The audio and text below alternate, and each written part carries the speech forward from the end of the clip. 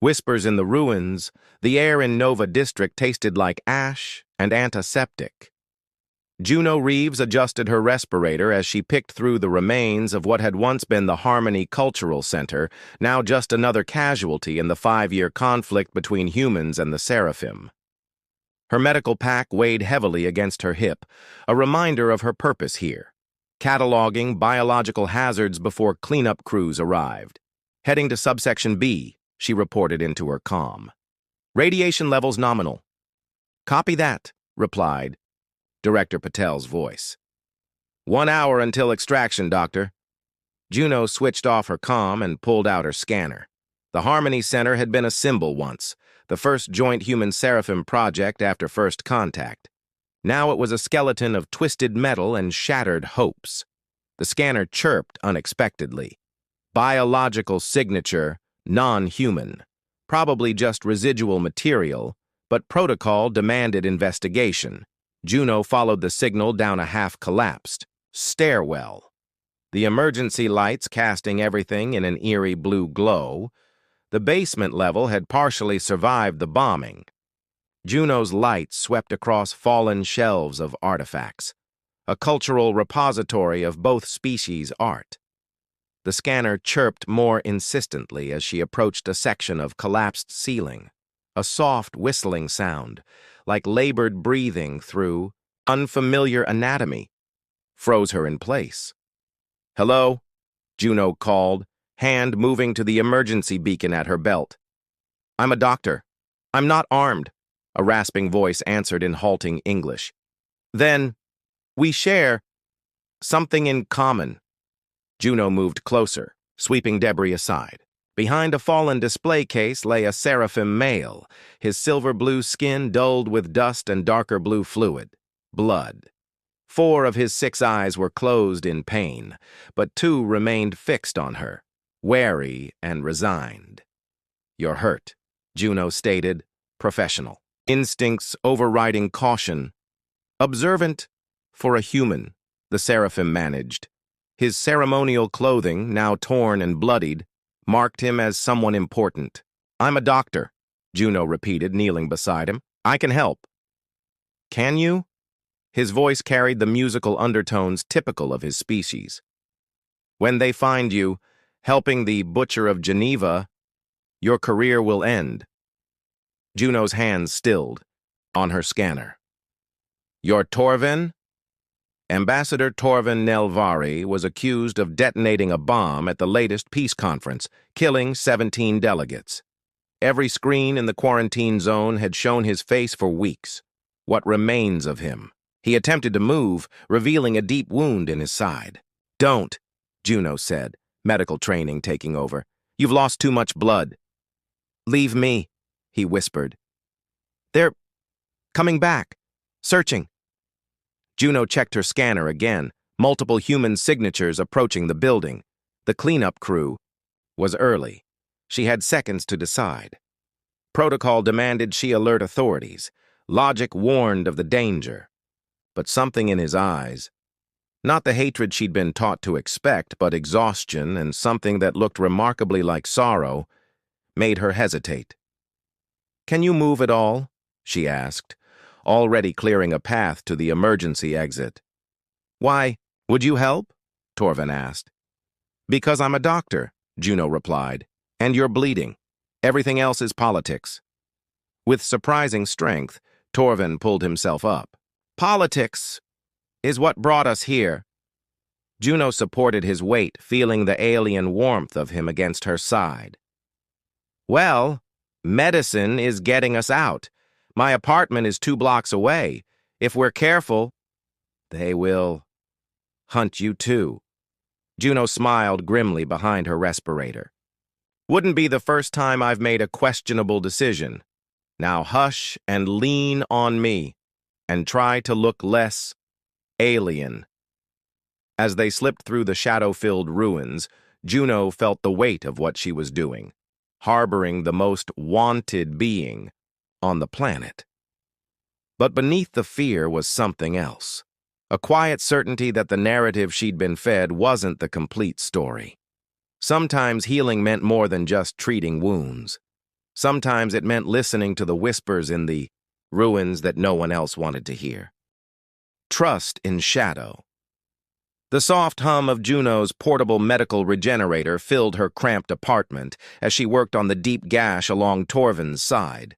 The seraphim lay still on her couch, all 6 eyes now open but unfocused, his breathing steadier than it had been in the ruins. 3 days had passed since she'd smuggled him through the checkpoints using her medical clearance and a creative use of body bags. The cellular structure is fascinating, Juno murmured, more to herself than to her patient. Your body is already adapting to the synthetic proteins. We evolved as adapters, Torvin replied, his voice stronger than before. It's why your world suited us when ours began to die. Juno adjusted the regenerator's settings. Is that what you tell yourself? That you had no choice but to come here? Would you prefer I said we came to conquer? A bitter smile revealed teeth that weren't quite teeth, more like polished crystal structures. Your media certainly prefers that story. The apartment lights flickered, rolling brownouts again. In the momentary darkness, Juno felt Torvin tense beneath her hands, ready for threat. Just power rationing, she explained as the lights returned. Nothing sinister. Everything is sinister in war, Dr. Reeves. Juno finished sealing the wound and switched off the regenerator. You know my name, but I know almost nothing about you, except what the feeds say. Torvin slowly pushed himself upright, silver blue skin catching the light. And what do they say? That you orchestrated the Geneva bombing to prevent the peace accords. That you're a hardliner who believes humans should be subjugated. Juno packed away her equipment, not meeting his gaze. That you killed 17 people, including your own delegation members who supported compromise. 17, he repeated softly. Their names were Elendra, Marcus, Chauvel, Petra. He continued, naming all 17 victims with perfect. Recall each name spoken with what sounded like genuine grief. Juno stared at him. You memorized them? I knew them, Torvin corrected. They were my colleagues, my friends. His 4 secondary eyes narrowed while his main eyes held Juno's gaze. I did not kill them. I was meant to die alongside them. A loud knock at the door made them both freeze. Dr. Reeves? A male voice called. Security sweep. Juno motioned for Torvin to stay silent, then moved quickly to the bathroom, grabbing a robe and messing her hair before approaching the door. She opened it just enough to reveal her face. Officer Dominic? She said, recognizing the security patrol leader. It's nearly midnight. Apologies, Doctor. Dominic Warren was tall and severe, his uniform immaculate despite the late hour. We're conducting random checks following an alert from the cultural center. Something about unauthorized bio-readings. Juno feigned irritation. I was there 3 days ago on official business. My clearance codes were all filed. May I come in? It wasn't really a question. I was about to shower, Juno replied, tightening her robe. Can this wait until morning? Dominic's eyes narrowed slightly. We've detected unusual power usage in this block. Medical equipment, possibly. I'm a doctor. I have equipment. She met his gaze steadily. For research. Research, he repeated, unconvinced. On what? Biological compatibility factors between human and seraphim cellular structures. It wasn't entirely a lie. Purely theoretical work. Dominic studied her for a long moment. You've always been sympathetic to them, haven't you, Doctor? I'm sympathetic to science, Officer Warren, and to facts rather than fear. Behind her, something fell, a small sound, but in the tense silence it echoed like thunder. Someone else here? Dominic asked, hand moving to his weapon. Just my cat, Neptune. Juno didn't have a cat. He's nervous around uniforms. Dominic didn't look convinced, but after a long moment he stepped back. We'll return in the morning, with proper authorization for a full sweep. After he left, Juno leaned against the door, heart pounding. "You should turn me in," Torvin said from where he'd hidden behind the kitchen counter. "It would be safer for you." "Probably," Juno agreed, sliding down to sit on the floor. "But then I'd never know the truth. What really happened in Geneva?" Torvin moved carefully to sit across from her, his tall frame folding gracefully despite his injuries. "The truth? I was negotiating terms that would have allowed both our species to coexist. There are factions on both sides who find that unacceptable. You're saying humans were involved in framing you?" "I'm saying peace has enemies everywhere." His voice softened. "Why are you really helping me, Juno Reeves? You risk everything." She thought about the years she'd spent treating casualties from both sides, watching hatred calcify into policy. About the hospital director who'd reprimanded her for using too many resources on Seraphim refugees. "Because I'm tired of easy answers," she finally said. "And because something about your eyes when I found you. You looked the way I feel every day. Like you're carrying too much." In the dim light of her apartment, surrounded by danger, they regarded each other across the divide of their species, two beings finding unexpected recognition in the other's gaze. Outside, the security patrol's vehicle hummed away, but Juno knew they would return. Trust was a luxury in war. But in that moment, it felt like the only shelter they had. Part 3. The divided heart morning light filtered through the grimy windows of Juno's apartment, casting long shadows across the floor where she and Torvin had spent the night poring over data files. Empty stimulant packets and hastily scribbled notes surrounded them, evidence of their desperate search for something to clear Torvin's name before Dominic returned with his promised search warrant. "This security footage from Geneva is our best chance," Juno said, rubbing her tired eyes. "If we can prove you weren't near the detonation site." "The footage was altered," Torvin replied, his voice tight with frustration. "Look at the timestamp. Discrepancy in the corner." Juno zoomed in on the holographic display. "Good catch.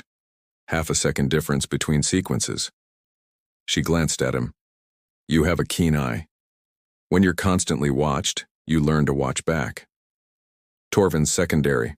Eyes blinked slowly, a sign of fatigue Juno had learned. "But this isn't enough to exonerate me."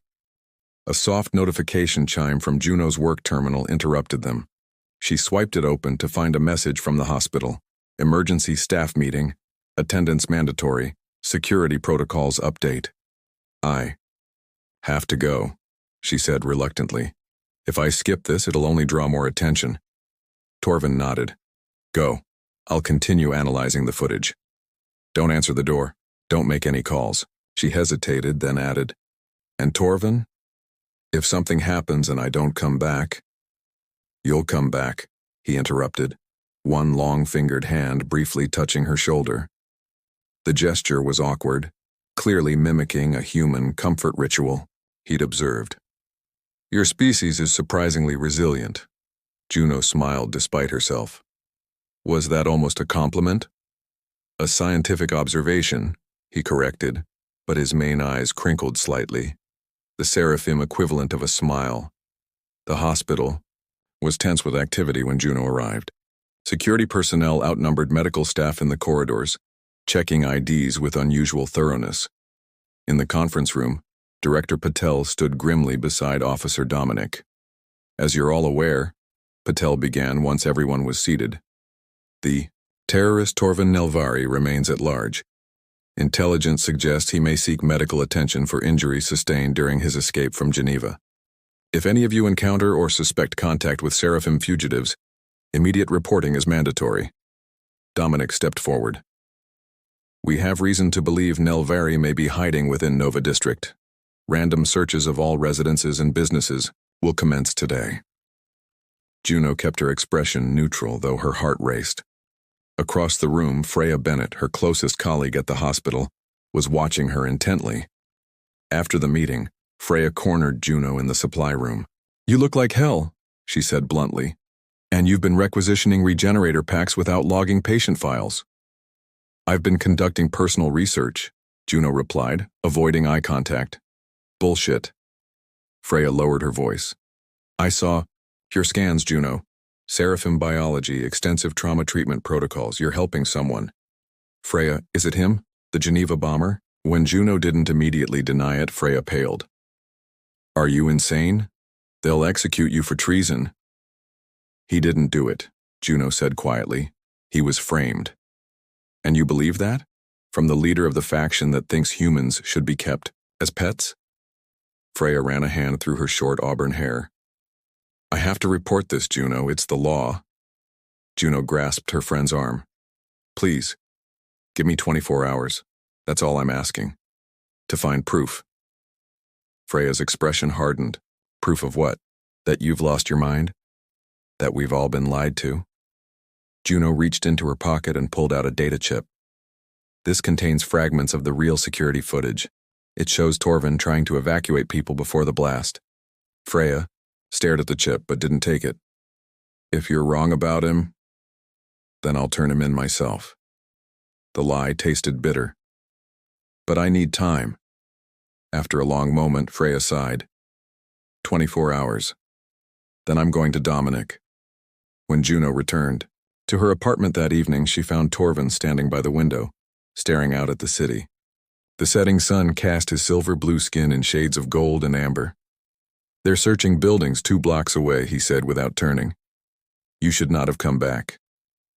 I live here, Juno replied, dropping her bag and collapsing into a chair. And we have a problem. My colleague Freya knows. Torvin turned, all 6 eyes focusing on her with alarming intensity. What will she do? She gave me a day before reporting us. Juno massaged her temples. And I think I made it worse by defending you. Why did you?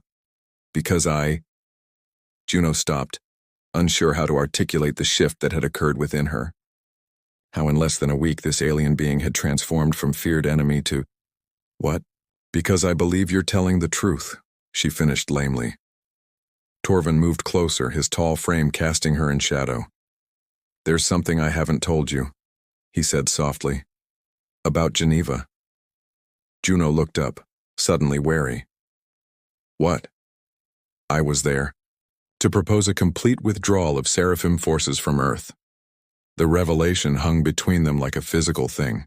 But the feed said you opposed withdrawal, Juno whispered.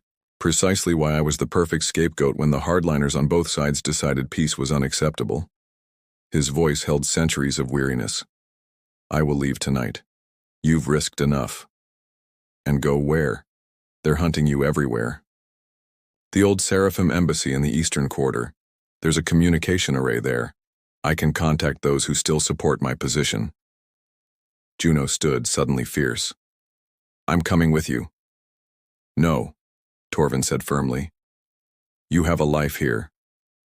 A life of treating wounds without addressing their cause. She met his gaze steadily.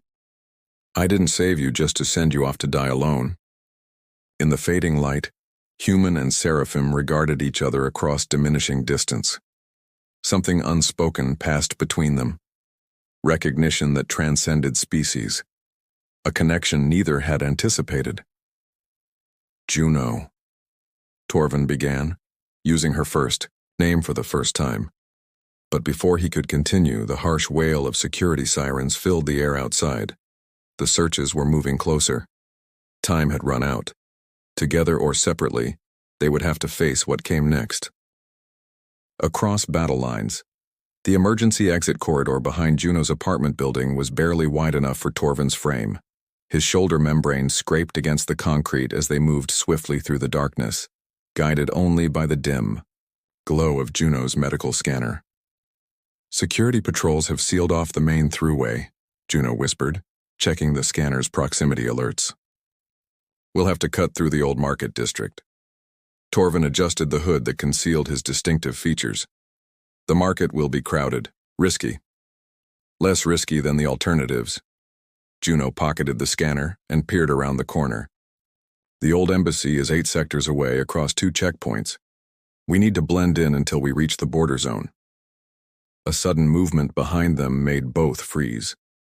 Juno reached for the shock prod in her medical kit. A poor weapon, but their only defense.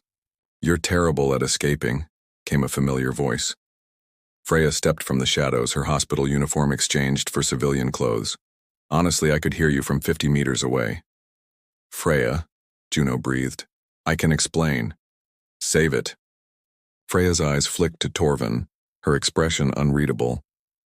"You said 24 hours, it's been 6 and you're already running." She held up a security transponder. "Dominic's team is sweeping your building right now. They found your research." Torvin stepped forward. "If you've come to stop us, I've come to help you, actually." Freya cut him off. "Though I'm still deciding if that makes me a traitor or just an idiot." Juno stared at her friend. "Why?" Freya handed her a datapad. "Because I looked at your evidence, and I pulled hospital records from Geneva. The blast pattern doesn't match the official report, and 3 of the victims had defensive wounds inconsistent with an explosion. They were attacked before the bomb," Torvin said quietly, "to ensure they couldn't escape." "So it seems." Freya's gaze hardened. "I'm still not sure I trust you, Seraphim. But I trust the science, and I trust Juno." A security drone buzzed. Overhead, its searchlight sweeping the alley. All 3 pressed against the wall, holding their breath until it passed. "We need to move," Freya urged. "I brought transport papers and alternate IDs. We can take the service tunnels beneath the market. They're less monitored." The abandoned maintenance tunnels smelled of mildew and decay. Their footsteps echoed against damp concrete as they navigated by the light of Freya's tactical lamp. Juno walked beside Torvin, occasionally steadying him when his still-healing wounds troubled him. "Your friend?" Torvin observed quietly. "She watches me like I might attack at any moment." "Give her time," Juno replied. "This is a lot to process." "Time is a luxury we don't have." His secondary eyes scanned the darkness around them. "If we reach the communication array, what happens to you both? Your careers, your lives here?" Juno hadn't allowed herself to think that far ahead. "We'll figure that out later." Up ahead, Freya called from the lead position. "Checkpoint to the eastern quarter." They gathered at a maintenance hatch that would bring them up just short of the official crossing. Through small ventilation slits, they could see the heavily fortified barrier separating the human-controlled Nova district from the contested zones beyond. 6 guards, Freya noted. 2 security scanners. We'll never get through with standard IDs. "We don't need to cross officially." Torvin pointed to a drainage culvert running beneath the checkpoint. "That will bypass the barrier." "It's monitored," Freya argued. "Yes," Torvin agreed. "But the monitors feed to both human and Seraphim security systems. I can access the Seraphim side and create a temporary blind spot."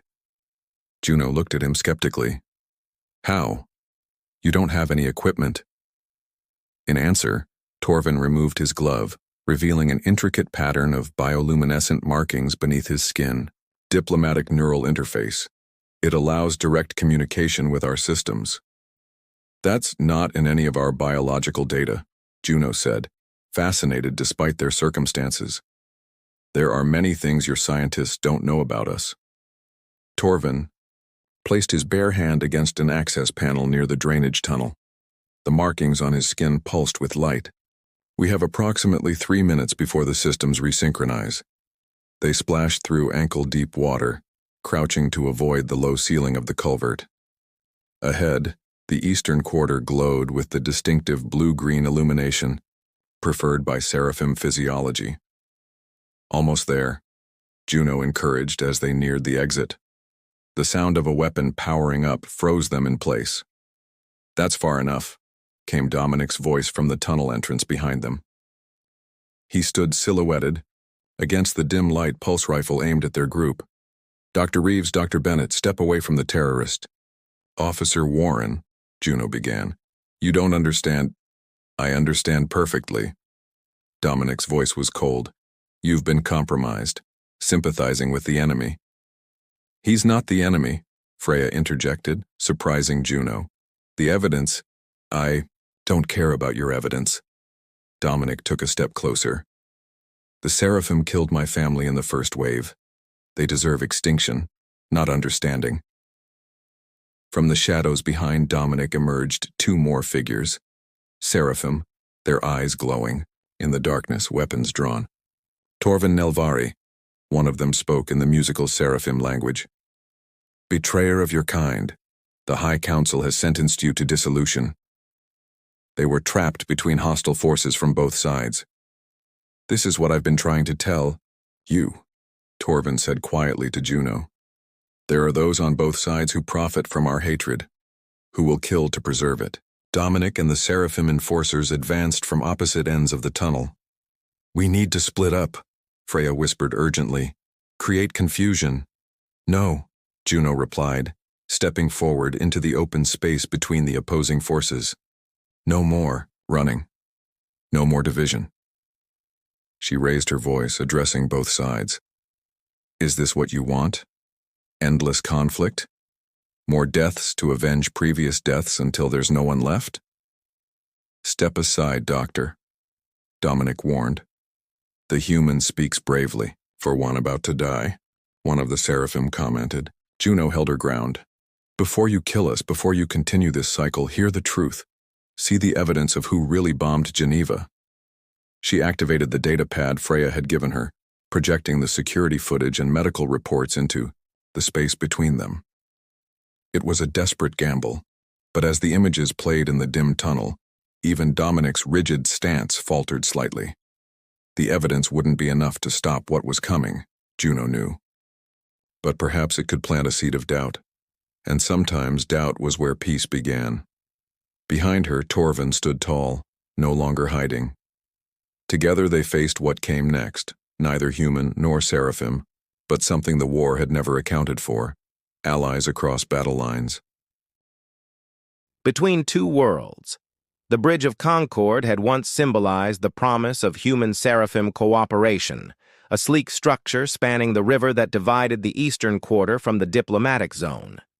Now it stood partially damaged, a monument to failed ambitions. Its central section collapsed into the water below. It was here that Juno, Torvin, and Freya found themselves as dawn broke over the city, having narrowly escaped the confrontation in the tunnels. The evidence they'd presented had created just enough confusion and division among their pursuers for them to flee toward the embassy. We can cross using the maintenance catwalks, Torvin said, examining the bridge's damaged superstructure. They're meant for repair drones but should support our weight. Freya peered over the edge at the churning water below. If we fall, the current will sweep us straight into the intake filters. Not my preferred way to die. Then don't fall, Juno replied grimly, securing her medical pack. The data they carried felt heavier than any physical burden. Truth, that powerful force is on. Both sides wanted buried.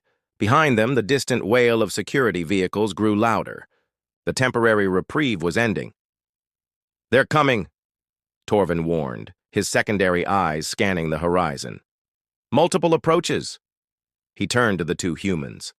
This is your last opportunity to turn back. Claim I coerced you. You might survive. Freya gave a short, humorless laugh. Bit late for that, isn't it? We're with you, Juno added firmly, meeting his gaze. All the way? Something shifted in Torvin's expression, a softening around his main eyes that Juno had come to recognize as profound emotion. Without further discussion, he led them onto the narrow maintenance path that clung to the bridge's underside. They moved carefully, the metal groaning beneath their feet. Halfway across, with the embassy's distinctive spire now visible on the far shore, Juno paused to catch her breath. Below, the river's surface reflected the brightening sky, a momentary illusion of peace. Juno, Freya called urgently from ahead. Company. From both ends of the bridge, figures appeared. Human security forces from one side, Seraphim enforcers from the other. Leading the human contingent was Dominic. His expression hardened into cold determination. They're boxing us in, Freya observed unnecessarily. Torvin's hand moved to a concealed pocket in his clothing. The embassy's communication array can transmit our evidence galaxy-wide. If even one of us reaches it, put down your weapon, Torvin, Juno said quietly, noticing the movement. That's not our way forward. There is no forward, he replied, but his hand stilled. Only survival. Surrender the terrorist and the evidence, Dominic's amplified voice carried across the distance. This is your final warning. The Seraphim forces responded with their own ultimatum in their musical language, which Torvin translated grimly. They demand I be turned over to face justice for betraying our species' rightful dominance. Juno looked between the approaching forces, then at the embassy spire so tantalizingly close.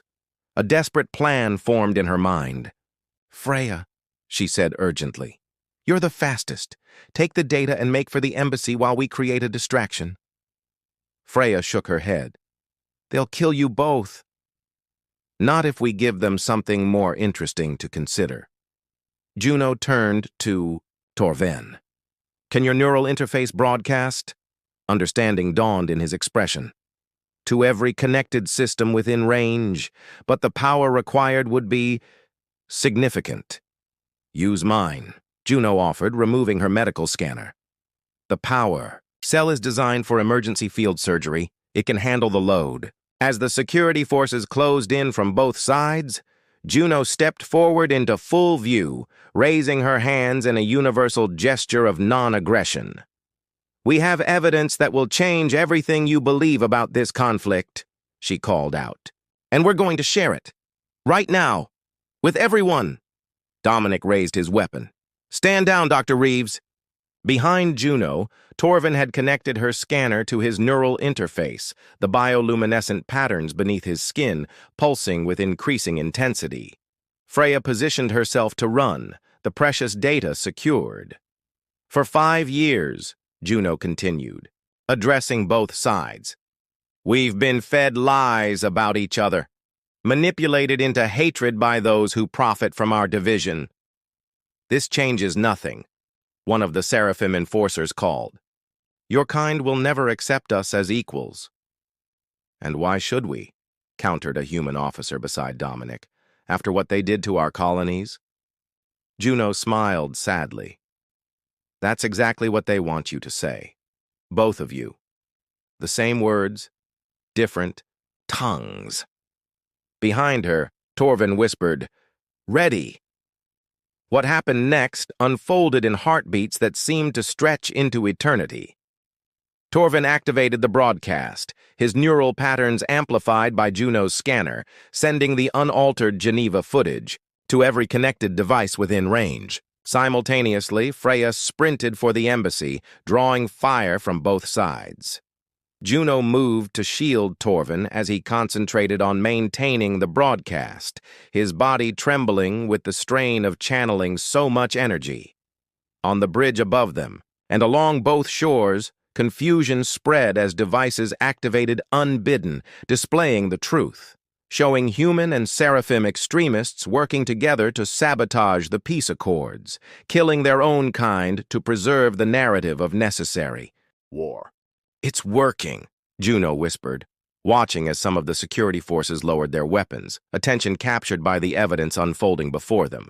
Not all were swayed. Dominic advanced, his weapon still raised. Turn it off, he demanded. This changes nothing. It changes everything, Juno countered. Look around you, Dominic.